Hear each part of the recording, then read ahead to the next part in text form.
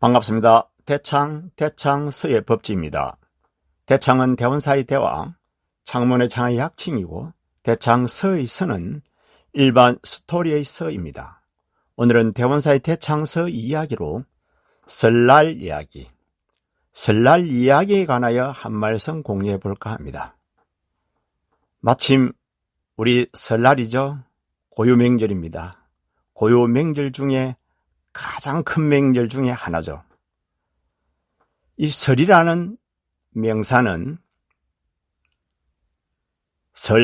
설날, 원단, 원정, 그 다음에 구정은 좀 폐마된 듯한 느낌이죠. 신정에 비해서. 그 다음에 연두, 연시, 정을 좌로 다 설날을 이야기하는 설이죠. 그 중에서도 역시 가장 듣기 좋은 말은 설날, 정을 좌로인 것 같습니다. 이 설의 어원을 한번 살펴보면은 기록에 의하면은 선날, 선은 선두라는 거죠. 첫 선두라는 거죠. 이 선날이 합쳐져서 설이 되었다는 거죠. 그 다음에 새로운 시작하는 첫날이니까 새로운 날 시작으로서 새로운 날이 시작됐으니까 낯설다는 거죠. 낯설다에서 설날이 왔다는 거죠. 그 다음에 또 하나는 우리가 나이를 먹습니다. 해를 보내면서 나이를 먹는데 1살, 2살이 되죠. 이 1살, 2살이 이제 설로 바뀌었다는 여러 가지 설들이 있습니다. 설은 다른 명절하고 달라서 보름 기간이죠. 옛날부터서 보름까지 우리가 설 기간으로 봅니다. 설 기간이라서 정을 좌로 붙어서 보름까지요. 사실은 건문 붙어서 보름까지요. 그래서 보통 절에서는 초하룻날 아침에 부처님 전에 차례를 지내죠. 세배를 하죠. 그래서 절집에는 세배가 세알 삼배라 그래서 이제 3배를 합니다. 그러고 나서 초삼일 날부터서 기도를 해서 간음기도, 신중기도, 보름날, 용궁기도, 용왕기도를 해서 이제 마치게 됩니다. 우리 전통적인 이 설날의 명칭은 그 이전에는 이제 설을 써왔지만서도 잠깐 동안에 설이라는 명칭을 잃어버린 적이 있었습니다. 대한민국 건국 후에는 1월 1일 신정만 연휴였지 민속의 명절인 설은 연휴가 아니었다고 합니다.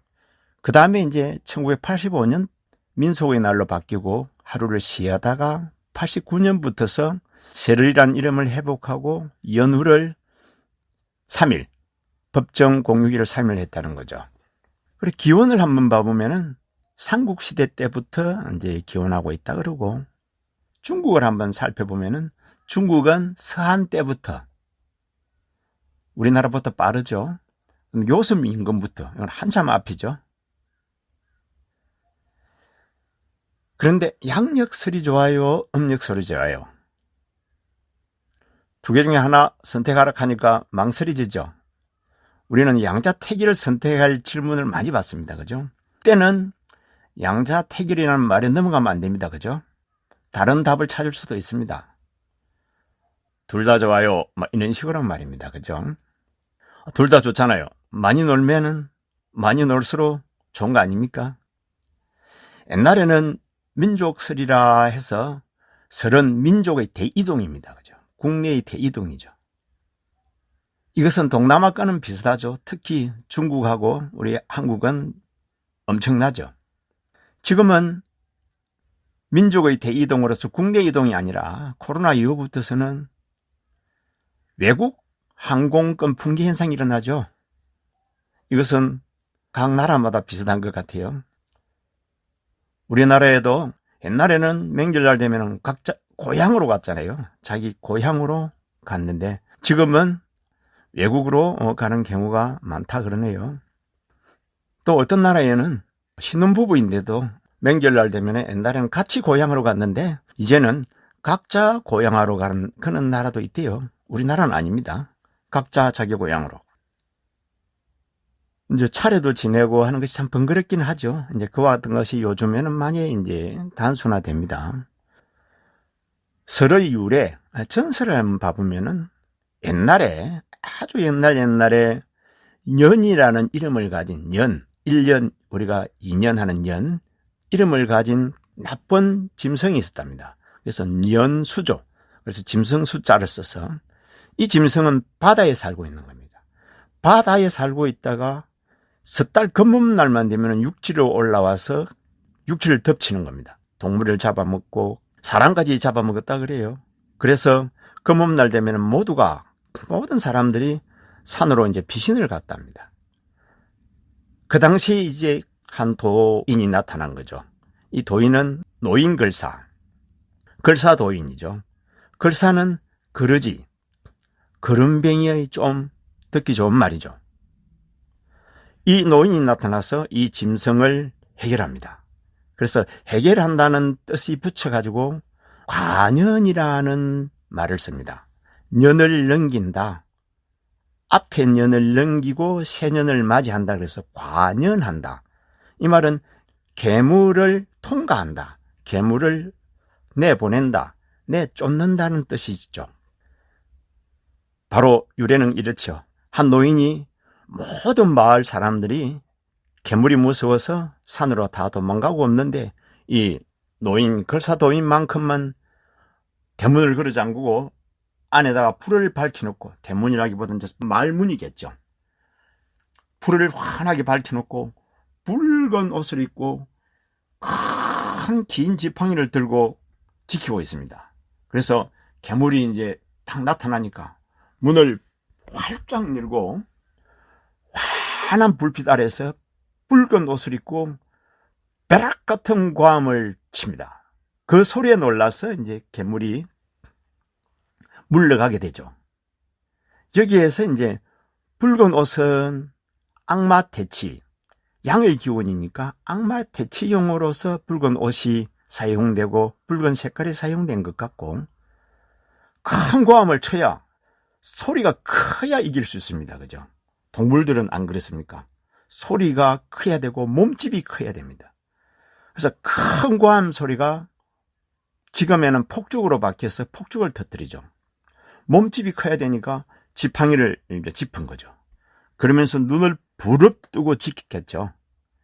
그래서 밤잠을 안 자고 지키는 거죠. 만약에 밤잠을 자게 되면은 눈썹이 하얗게 된다는 이야기도 있죠. 잠을 자지 않고 나쁜 괴물을 이제 퇴치하기 위함이죠. 전설은 이렇고요.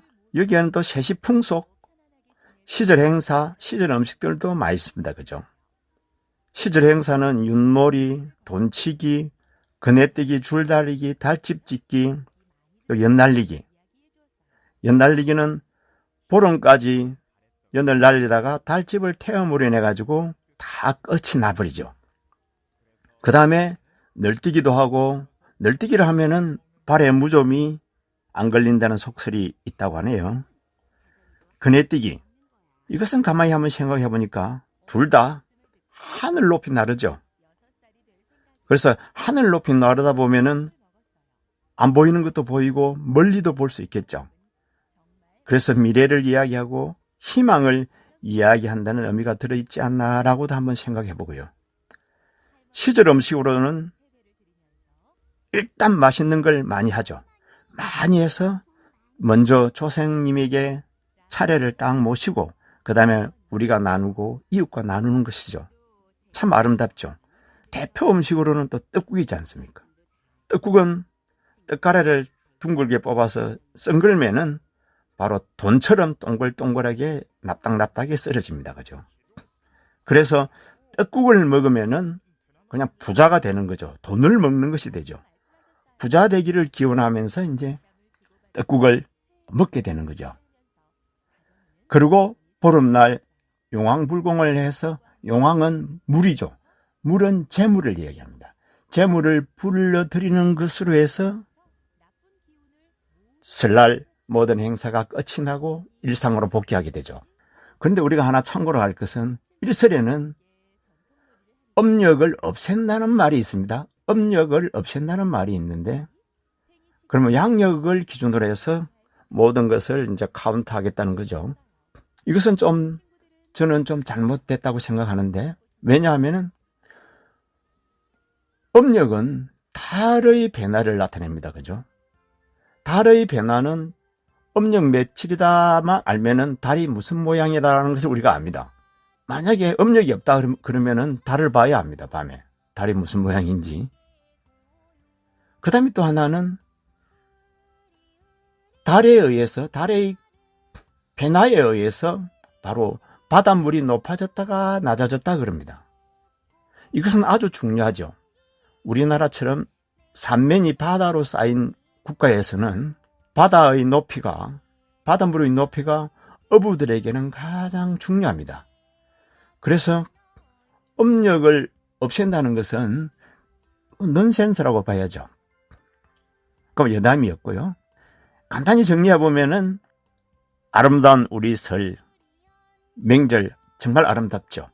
세시풍속으로, 시절 행사로, 시절 음식으로 가만히 들여다보면은 이웃과 사귀고 나누고 맨 먼저 조상님 전에 차례도 지내고 부귀와 풍요를 기원하고 악마를 대체하는 나쁜 백마를 대체하는 좋은 전설적인 이야기도 담겨 있고요. 이와 같은 아름다운 미풍 양속은 저는 살려야 된다는 쪽으로 가닥을 잡습니다. 아무쪼록 오늘 소설과 같이 설날 이야기 같이 한 인연으로 행복한 설명절 되시고 정법의 해안이 열리고 부처님 은혜가 충만하여 신신건강하고 복록구족하시길 축원 올립니다. 성불하십시오.